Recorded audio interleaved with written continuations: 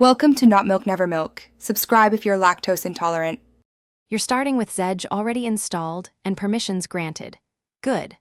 First, open the app and pick whether you'll set the wallpaper on your lock screen, home screen, or both. You want to choose content that matches the device aspect ratio so the image won't crop awkwardly. Once done, use the search box or categories to locate wallpapers. This speeds finding images versus endless scrolling. Make sure you're signed in if you want to save favorites and access downloads across devices. Now refine your selection. Type keywords, apply orientation and popularity filters, then tap a promising thumbnail.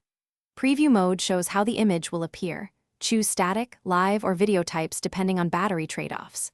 Use the crop and reposition tools to keep important content centered, and pinch to zoom for finer control. Once you like the preview, test both home and lock screens to confirm icons and widgets don't obscure the subject. This prevents surprises after applying the wallpaper. To finish, tap Set Wallpaper and choose Home, Lock, or both. Accept any system prompts to apply. If the image looks pixelated, download the original resolution when available or check your device display and scaling settings to ensure proper rendering. If Zedge fails to apply the wallpaper, clear the app cache, re-download the file, and try again. Restarting the device often resolves permission or temporary file issues. Finally, keep the app updated to avoid bugs and enjoy your new wallpaper.